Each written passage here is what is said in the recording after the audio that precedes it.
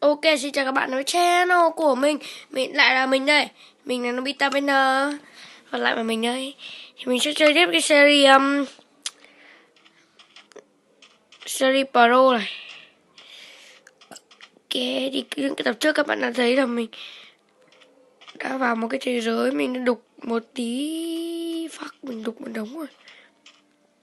Ok, điệu săn bò. Săn bò à? Uầy, một phát headshot thưa quý vị. Phải gọi là một phát headshot. Nó mới phê chứ. Ok. Ok, thì có vẻ mình đã thấy cái mục tiêu tiếp theo. Mình để chế độ gì nhỉ? Mình cảm thấy mình đang dựa easy game. Thì trong đời quay thì mình có xài cheat. Xài cheat để kiếm mấy cái đồ này tập 1 ấy. Ok. Ok thì mình đã thấy một anh creeper. Cấm lại gần tao mày. Cấm mày. Cấm mày. Con quỷ. Ok, khá đáng sợ khi lòng spawn ra. What the heck?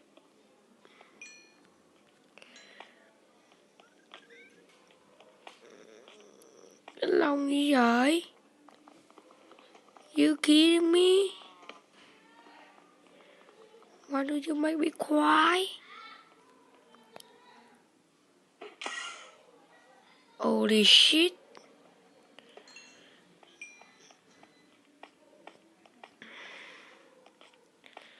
Ok thì mình thấy một cái ở đây nhất có rất nhiều con. Mình cảm thấy là nó mắc bá đạo. Oh, cái ban đầu này. Fuck, căn nhà biệt thự. Oh, bao nhiêu lâu gặp lại mày. Anna Fucker. Hóa ra tao đi vòng à? Anna Fucker về nhà biệt thự thân neo. The fuck. Còn một 30 đạn đỡ mà.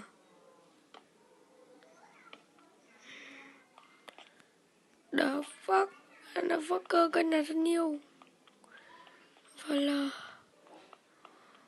500 anh em hộ MR đâu rồi. What the fuck. Holy shit.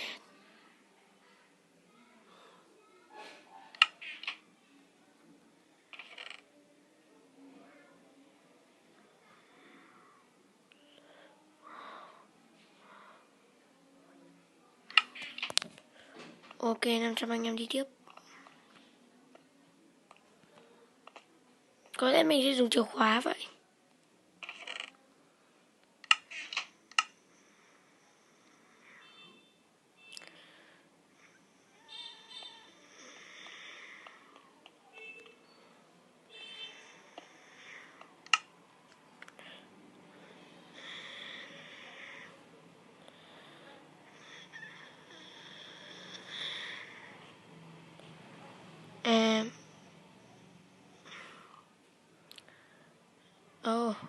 Thôi cứ để tạm tên là tề vậy.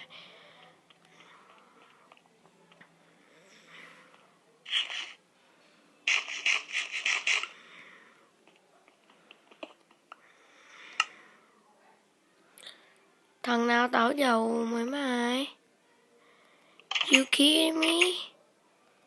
Fuck. You get out my high. Ok. Đi chăng thế nào? Baby. Ow. What the heck? Why do you find me?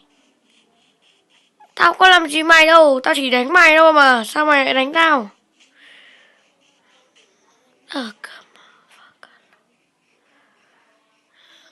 Ok. 500 anh em. Đi tiếp. Hội đồng 500 anh em quậy.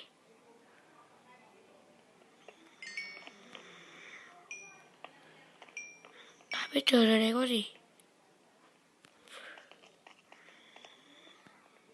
Đâu có zombie mày ngáo. Ui zombie ngáo. Ui tập đầu tiên zombie ngáo. Zombie ngáo vồn. Ồ, tao quên. Anu nó spawn ra một đống. Fuck. Em ai cứu tao. Nó spawn ra một đống luôn. Fuck.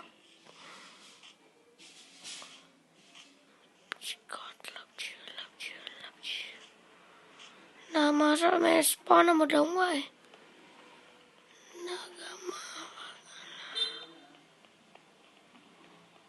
Đường lao nhỉ?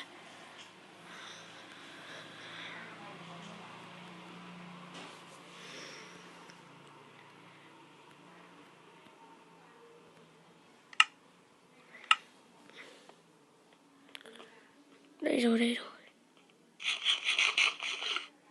Ồ.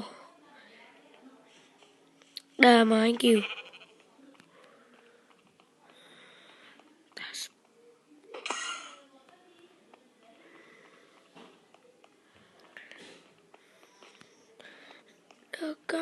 Đừng có bắn tao. Tao bảo đừng bắn tao. Đừng có bắn tao nữa. Đừng có bắn tao.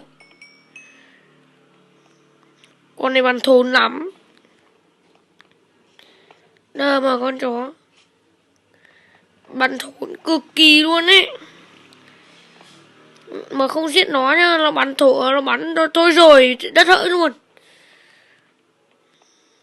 Ok thì mình sẽ trú tạm căn nhà này vậy. Vừa tìm được cái biệt thự xuống hồn. Hey baby, quay đưa cho mắt biết có ai. Lương thực. Úi chìa. Sao không cho đạn thế? Đạn phẩm, dược phẩm, các thứ. Cho lương thực lùng cái yếu thì anh đây đầy lương thực.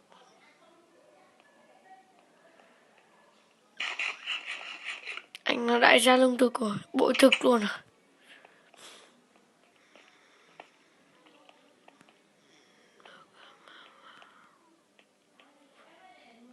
Về. Sướng ghê ha.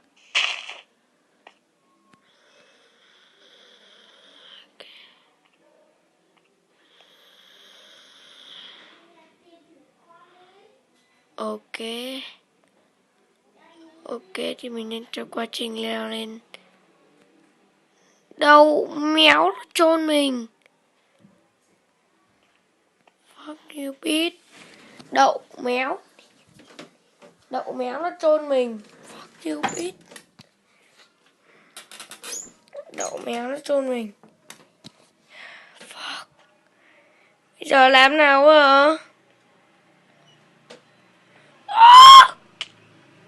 Fuck. Không tin nổi mình còn sống. Không tin nổi mình còn sống. I lie. Yes.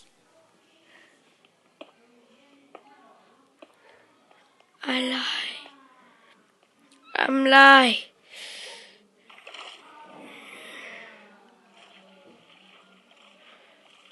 I'm lie.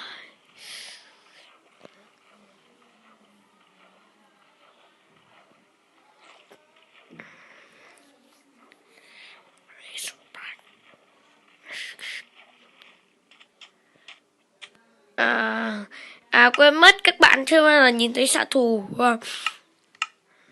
Bạn chắc chắn là chưa bao giờ nhìn thấy xạ thủ đúng không? Mì hồ xạ thủ của năm đây rồi. Đấy. Ngọt ngào chưa cầm súng lại. Đấy. Let's go. Oh yeah. Mình cảm thấy đi cái bộ giáp này nó nặng hơn thì phải.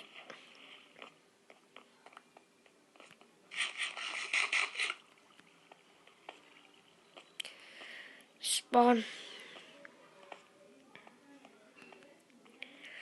Ok thì mình sẽ quyết định đi vào thành phố để kiếm. Fuck. Help me. I'm a fucker bitch. Đù. Định spawn ở chỗ khác thì lại spawn ở cái chỗ nước. Đủ. Đừng.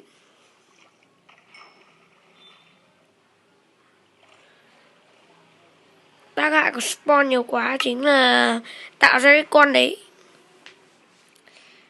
Các bạn có thể thấy là mình mắc ngầu luôn, anh bốp mắc ngầu. Ok thì